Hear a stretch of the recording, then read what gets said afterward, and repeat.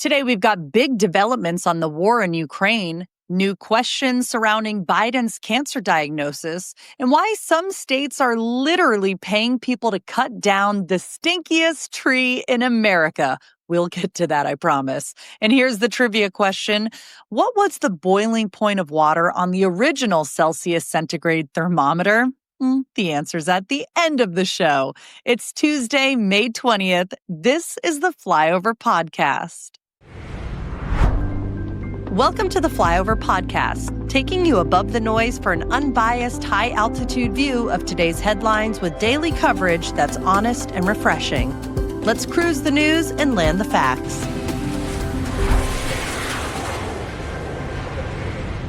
Good morning, everybody. I'm your weekday host, Ayla Brown. It's Tuesday. Thank you so much for finding the Flyover Podcast.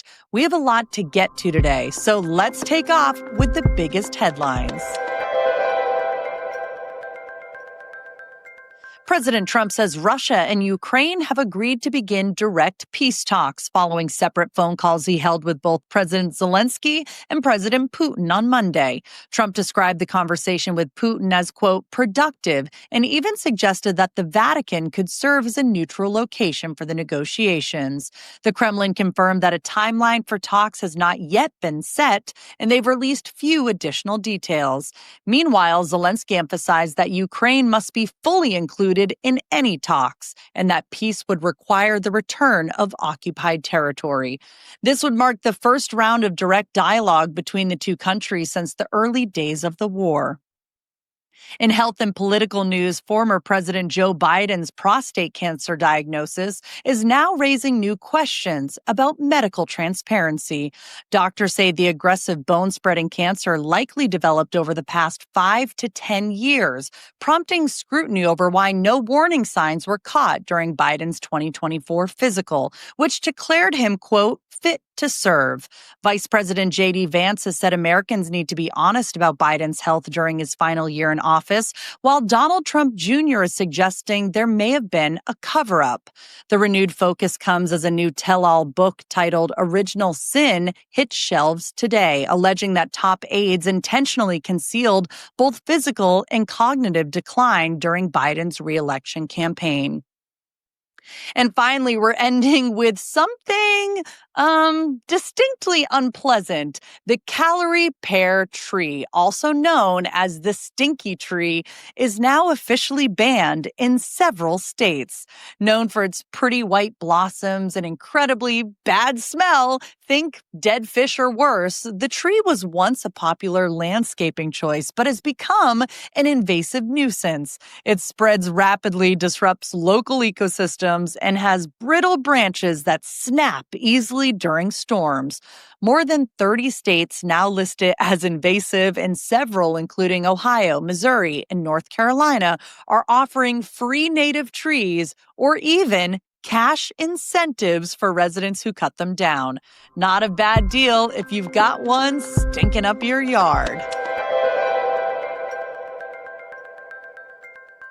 Let's take a look at what's making political headlines this week. The Supreme Court on Monday cleared the way for the Trump administration to end deportation protections for up to 350,000 Venezuelans. The justices lifted a lower court stay, allowing the administration to move forward with phasing out temporary protected status, or TPS, which has shielded certain Venezuelan migrants from removal due to unsafe conditions in their home country. Also on Monday, the first charter flight under President Trump's new self-deportation program took off from Houston, carrying 65 illegal immigrants from Honduras and Colombia back to their home countries. Under the program, individuals who agree to leave the U.S. voluntarily receive $1,000 and a free plane ticket. Officials say it's part of a broader effort to reduce detention and streamline immigration enforcement. The House GOP's omnibus budget package, officially called the One Big Beautiful Bill Act, advanced by a narrow 17-16 vote after late-night negotiations. The bill includes an extension of the 2017 tax cuts, new tax breaks on tips and overtime, increased child tax credits, and the creation of MAGA savings accounts with $1,000 for every newborn. It also ramps up defense and border spending, adds work requirements to Medicaid, and makes major cuts to food assistance programs. While Republicans argue the bill will boost economic growth, nonpartisan analysts estimate it could add up to $5 trillion to the federal debt over the next decade. The bill, though, now heads to the full House for a vote expected later this month. In media news, Wendy McMahon, the president and CEO of CBS News, announced her resignation, citing disagreements with the company's direction. Her departure comes amid CBS's parent company, Paramount Global, facing a $20 billion lawsuit from President Trump. The lawsuit alleges that a 60 Minutes interview with then Vice President Kamala Harris was deceptively edited to favor her during the 2024 presidential campaign. While legal experts have questioned the merit of the case, Paramount is reportedly considering a settlement as it seeks federal approval for a merger with Skydance Media, a deal that requires the Trump administration's sign-off. McMahon, along with former 60 Minutes executive producer Bill Owens, opposed settling the lawsuit, emphasizing journalistic independence. For more information on any stories discussed on today's podcast, head on over to jointheflyover.com. We are brought to you by Picasso. Picasso isn't just another real estate company. They're going after a $1.3 trillion industry, vacation homes, and flipping it on its head. Instead of second homes just sitting empty most of the year, Picasso turns them into co-owned assets, fully managed and shared by real owners. The result? Over 2,000 homeowners served $110 million in gross profits, and a digital platform that handles everything from scheduling to financing. And this isn't hypothetical. It's happening now in 40-plus markets from the U.S. to Paris, Cabo, and even London. And here's your window. Get in while the time is right. You have only until May 29th, okay? At just $2.80 a share. You want more information? I thought you would. Go to Picasso.com/theflyover for more information and to start investing now. Once again, that's PACASO.com/theflyover, or just click on the link in the description below. From tips on how to score cheaper flights to a big shakeup in the DNA testing world. Plus, playoff action is heating up for multiple teams. We've got your need-to-know stories coming right up. But first, finance. Let's take a look at what's happening in the world of business and finance. Sable Offshore stock jumped 14% on Monday after the company announced it had restarted oil production at its Santa Ynez unit in Santa Barbara County. It's the first major output from that site in years, and investors responded quickly to the news. In transit news, the New Jersey Transit strike has ended after 4 days as union workers reached a tentative agreement with the state. Commuter trains resumed service this morning, bringing some relief to riders across the region who've been stuck scrambling for alternatives since last week. DNA testing company 23andMe has been acquired by Regeneron Pharmaceuticals for $256 million, just 2 months after filing for bankruptcy. Regeneron says the deal could help them expand their genetic research capabilities while giving 23andMe a new lease on life. And finally, Bath & Body Works has a new CEO. The company just announced Daniel Heath, formerly Nike's chief strategy officer, will replace Gina Boswell. The move comes as the brand looks to expand its appeal to tweens and men, part of a broader push to diversify its customer base. Let's check in to see how the stock market did on Wall Street yesterday. The Dow Jones led the way with a modest gain of about 0.3%, while the S&P 500 and NASDAQ both nudged slightly higher, up 0.09% and 0.02% respectively. Not a dramatic day, but still in a positive territory. Bitcoin, on the other hand, slid nearly 1%, dropping to just over $105,000, and gold prices jumped again, climbing about 1.6% 10% to $3,233 per ounce. Let's talk sports because it's bracket season across the board right now, with playoffs, upsets, and impressive stats happening in just about every corner of competition. Let's start in the NBA. The conference finals matchups are locked in. Maybe your favorite team made it. Out east, it's the Indiana Pacers versus the New York Knicks. They'll play game 1 tomorrow night in New York. And over in the West, the Minnesota Timberwolves will take on the Oklahoma City Thunder. That game will be played tonight. 4 teams, 2 spots in the finals, and some serious momentum building. Speaking of momentum, over in the NHL, the Stanley Cup playoffs are heating up too. In the East, it's the Carolina Hurricanes versus the Florida Panthers. That game is tonight. And out West, the Dallas Stars face off against the Edmonton Oilers, and that game is tomorrow night. Get ready for a fast, physical round of hockey. And in racing, there's big news ahead of the Indianapolis 500. Former Formula One driver Robert Schwartzman just became the first rookie since 1983 to win pole position, which means he'll be starting at the front of the pack. Meanwhile, defending champ Joseph Newgarden and teammate Will Power were penalized and will start at the back of the field after their team, Penske, was caught cheating during qualifying. Meanwhile, in college softball, we've already got a historic upset. Liberty University knocked out number 1 seed Texas A&M in regional play, marking the first time a top overall seed has failed to advance from their own bracket. Just goes to show that anything can happen when playoffs are here.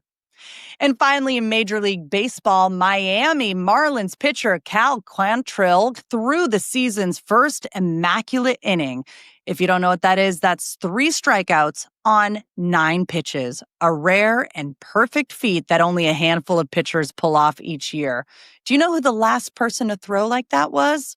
Leave your guess in the comment section if you're watching on YouTube or listening on Spotify. And don't forget, you can catch all of the sports updates, box scores, and stories on the email edition of the Flyover. It's free and it comes to your inbox every single morning. Time to check in on what's new in science and tech. First up, the fastest growing plant on the planet isn't just fast, it's kind of mind-blowing when you think about it. It's called Moso bamboo, and it can grow over 3 feet in just 24 hours. That's about 2 inches per hour. Native to China and Taiwan, this bamboo has incredible potential for use in construction, textiles, and even climate solutions due to how quickly it regenerates.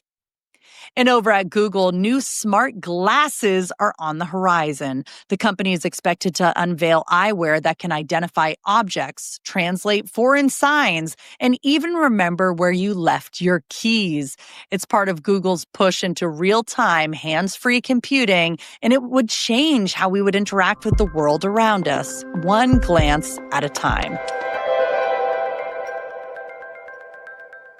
It's Travel Tuesday, so if you've got a trip on the brain or just need an excuse to mentally check out for a few minutes, this is your moment. First, a heads up if you're thinking about booking a summer escape to Spain. The country's just ordered Airbnb to remove more than 65,000 listings for violating housing rules. The crackdown is part of a broader effort to address skyrocketing rent prices and a growing housing crisis, especially in places like Barcelona and Madrid.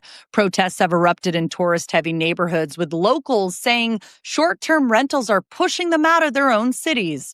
Some advice if you're planning a Spanish getaway: well, double check that your stay is legal and legit before you book.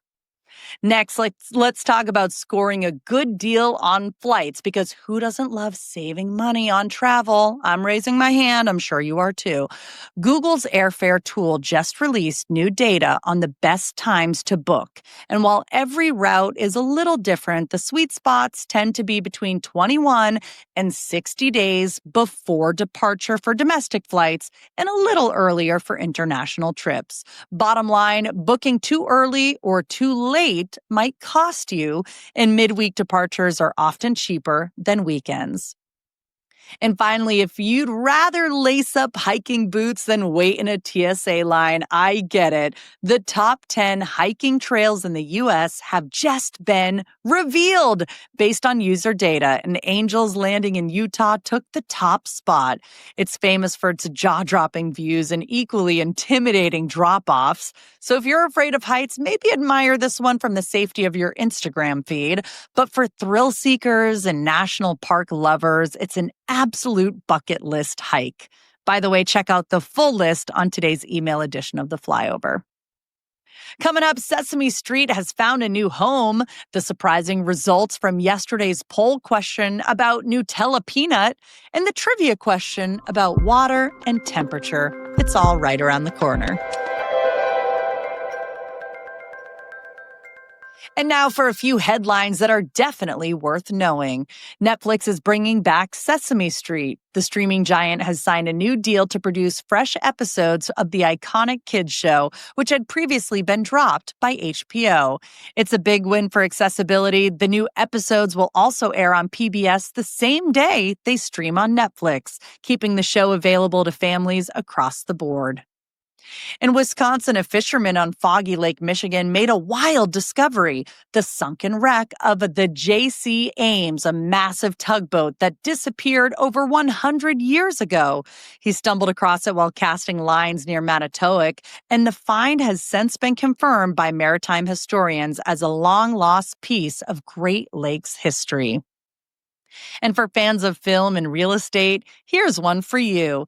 The Upper East Side townhouse featured in Breakfast at Tiffany's is now on the market for a cool $15 million. The 5-story, 4,465 square foot home includes 4 bedrooms, a wine cellar, 3 outdoor spaces, and a garden-level apartment with its own entrance. It's a rare chance to own a slice of cinematic history, if you can afford it. I told you there were surprise results in the polls, so let's get to it. I am shocked by the answers to this one. Yesterday's results: will you try Nutella peanut? 62% said no. 33% said yes, and 5% said only at 3 a.m. Now, I thought I was going to be in the minority of people. I thought everybody would want to try Nutella peanut, but now I'm just realizing that we all have a lot more in common than I thought. That makes me so happy. But here's the poll question for today. Have you ever smelled a calorie pear tree? If you remember, that is the stinky tree that some states are actually paying people to get rid of. The answers are yes, no, or I called 911. Wow. I definitely have never smelled the calorie pear tree. And in fact, until today, I'd never heard of the calorie pear tree. So my answer is going to be no. But have you? Cast your vote at jointheflyover.com, and I'll read the answers in tomorrow's show. Have you been thinking about water and boiling points? I know I have. That's today's trivia question.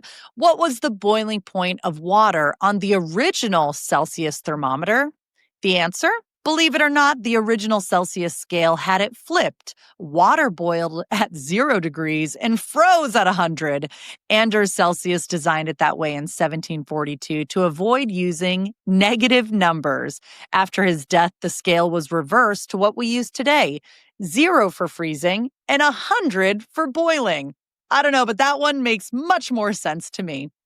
That's a wrap for today's episode of The Flyover. I'm Ayla Brown. Thanks for spending part of your day with me. I'll be back tomorrow with more top headlines, fresh stories, and maybe a little something you didn't see coming. Keep sharing the podcast. I'll be back with you tomorrow. Until then, enjoy your day. And as always, thanks for flying with us.